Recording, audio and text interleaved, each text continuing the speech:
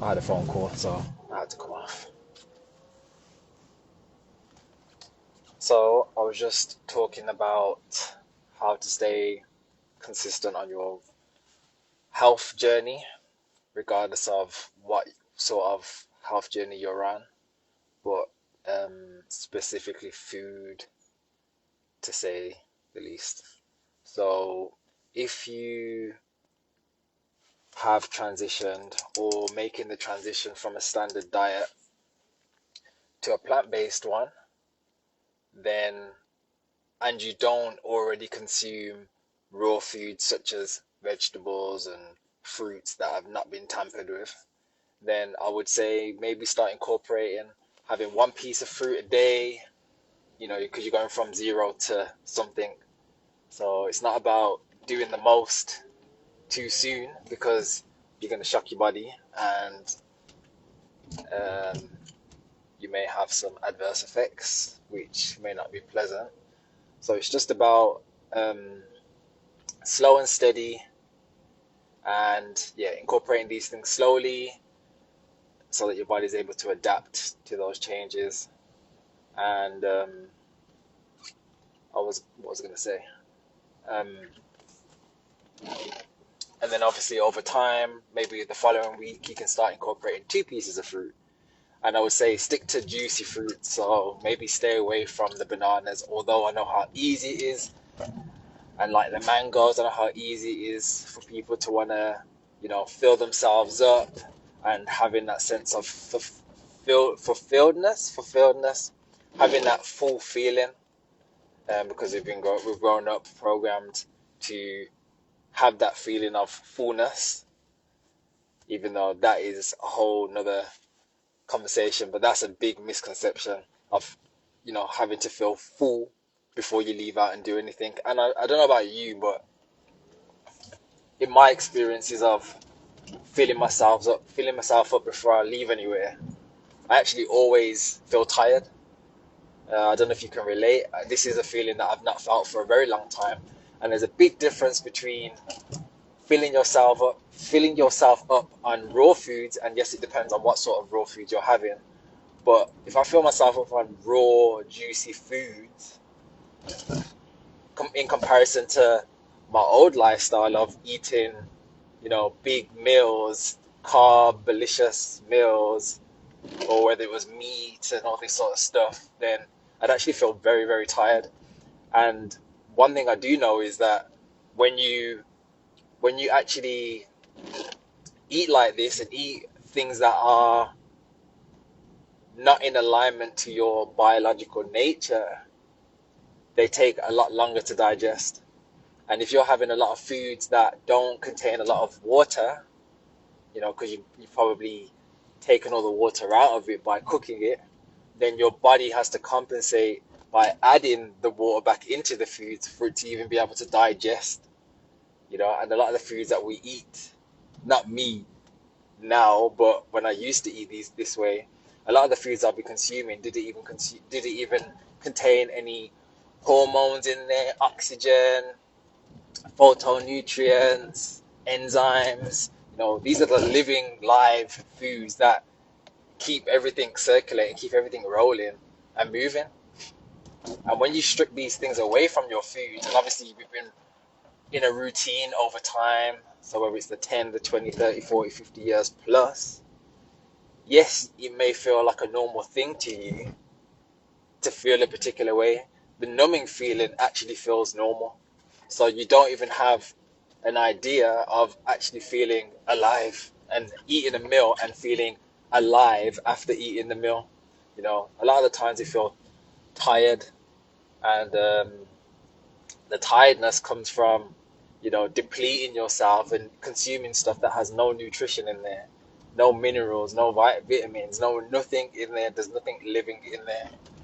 And we then eat something that has nothing in there to get a sense of feeling awake and alive, but it's not that. It's just that the energy that your body needs to digest these foods has been stripped away from wherever it needs to go for all the healing.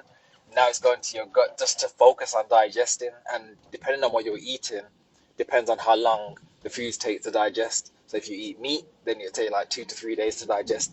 And even then, if your colon and your gut is backed up, like very backed up, then it could take even longer. I don't know where I was going with this because I started off talking about how to stay consistent on your health journey. Um, but yeah, went off a tangent. Um, so yes, that's where I was going. I was talking about incorporating, having, moving on to 2 pieces of fruit or vegetables a day, and then, so on and so on, because everyone's going to have a different effect depending on where they're at in their journey.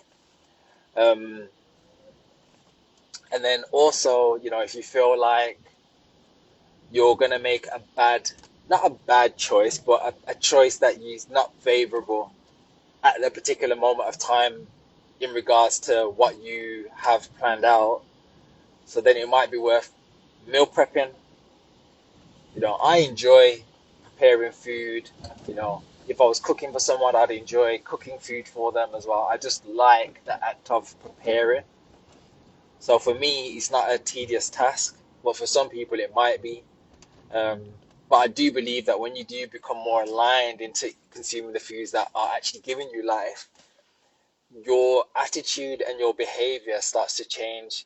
You start to enjoy the process. You start having this connection with nature again. All of a sudden, you might start wanting to just go out, go for a walk, going in nature, going to the park, and then things start growing from there because you're tapping back into the natural law, the laws of the universe. Everything has a connectedness. So when you start getting back into that field of connecting with everything around you, you start to become more embracive. Your heart opens up more, and you start wanting to connect. So at the moment, yes, you may not be someone that likes to prepare and cook food, and maybe you're just, your relationship with food might just be, oh, I just need to eat it just to get something out of it. But there's so many ways of utilizing energy, so many ways. And once you start to open your mind up, these things, once you start to seek, you know, your answers will be, your questions will be answered, you know. But I think where that stops is when you start to put a block on it. You don't trust the process. You're not open enough to believe, you know. So yeah, that's that. So yeah, meal prepping or you know having snacks on the go with you. So no matter where you go or no matter where you are, you always have something to hand. For me, I could have dates, for example, if I feel like I'm going to be out all day and I just want something, or I'll just bring some fruit, to be honest with you. But I've got no food with me. All I have is my herbal tea, and I won't be home for a few hours. But I don't typically eat till around between 2 and 4 p.m. And up until that time, I'll just be on liquids anyway.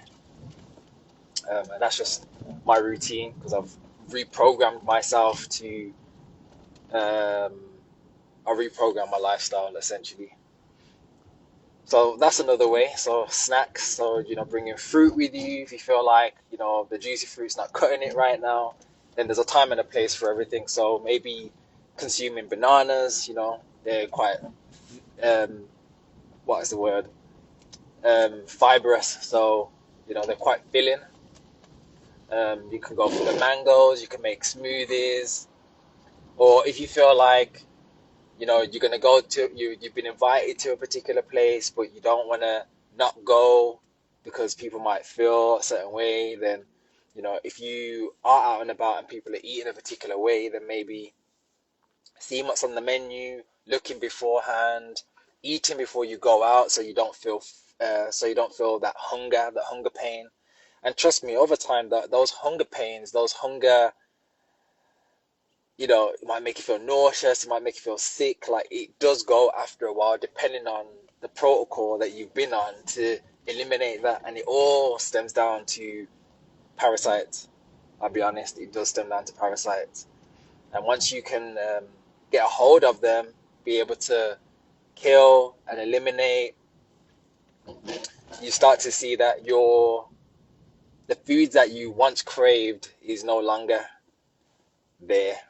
And yeah, you start to realize that your behavior and your attitude changes as well because you're irritable, um, and all these sorts of things. And it's a beautiful realization, and it's a beautiful transition when you're able to actually in a stand, like, and be so aware of how you operate on your day to day, when there's food, when there's not food, and when you feel like you need food, or I would say when you need fuel, you know. So I know that if I drink this, right now I feel fine, but I know when I drink um, this herbal tea with lime in, like I'll be fine. I'm good to go for however long. But that takes time. It does take time to get to that point, and you have to just be patient. You know, it's a patient journey. But in the midst of this journey, there's so many things that start to unfold. You'll start to realize different things about yourself. You start to feel more calmer. You start to be more observative of your surroundings. You might start to enjoy um, doing different things now. Like it's like your whole being starts to change. It's a beautiful change though. So yeah, so that's the detoxification part. But yeah, back to the topic. How to stay consistent on your health journey. It depends on what you're doing. If you're someone that's working out and maybe your New Year's resolution was to start going to the gym and you never went to the gym before, instead of saying that big target of, I'm going to go 7 days a week or I'm going to go 5 days a week, just say you're going to go 1 day a week. So often, people will have not a high expectations or high target, but because it depends on who you are as a person. But when you have a high target like that, and let's say, for example, you've only gone once this week and you plan to go 3 times, and automatically, subconsciously, you start to feel like, oh, I didn't go. And then actually, that could jeopardize you moving forward to the next week. It could jeopardize you not going at all, So if you set the bar low, then and you think it's too easy, then just set yourself the bar. Set yourself the bar. Then actually, if you go once, then you can. Then maybe you not maybe you're gonna want to go a second time because that feeling of you've accomplished the thing, you had a target and you've smashed it, and now you just want to do more. So set the bar low. So when I'm saying start incorporating fruits or vegetables or just like one piece. I'm not saying like five with the daily recommended allowance because that's a whole another thing within itself. But if you set the bar low and say you're gonna have one piece of fruit, then you might be like, oh, I've already had my one piece of fruit today, and then you go for a second one, and you're like, wow, like I've actually overachieved. And then once you start getting to a routine of like having the one every day, and it's like, oh, okay, well, I've actually been having two, three, then you can increase it to two, and then that's how you start incorporating more into your lifestyle. So this can go through and throughout anything you're doing. Set the bar low, achieve it, makes you feel it has that feel good factor. Then you do the extra stuff. So it's a win-win. It's actually a win-win. I forgot where I was going for a second. Um, So yeah, how to stay consistent on your health journey. Set the bar low, achieve, overachieve, set a new target, and continue. Sounds easy, right? Because it is. It really, really is. So don't be blindsided by people or following people that's got like these high expectations. Oh, we're gonna do it. Because most of the time, when people say, "Oh, I'm doing this challenge or I'm doing this thing," it's because they're doing the thing and they want you to jump on board on their thing because you're giving them fuel to do their thing. Remember that. Actually, remember that. So when people say, "I'm doing a challenge," who wants to do it? Yes, I get it. It's an open offering, but most of the time, people are doing it because they want accountability. They want accountability. So remember, this is your journey. You do what you need to do for you. Don't necessarily look at the next person, because the next person's in a different place in their journey, and ultimately we don't. No one's journey is our own journey. So this is just your journey. My journey is my journey, but I'm sharing my journey. I'm sharing useful tips along the way that might help people that is new to what I do. It's just a different outlook. So I'm not saying to ever follow me. I'm just putting it out there because it might resonate with you. You can find your own thing. And actually, you finding your own thing might help me. So you might give me a useful tip. I've had people reach out and tell me about other certain foods or where I can buy certain things. It's been helpful. I'm always open to new information and new things. So yeah, that's that really. But I'm gonna leave it there. But yeah, I hope this has been insightful, useful. I'm gonna save this video so you can watch it on the playback. Also, check out the YouTube channel. I have a lot of videos on there that go all the way back from when I was doing my 200-day juice fast. So there's loads and loads of videos. You don't have to watch them all at once. You take your time with it.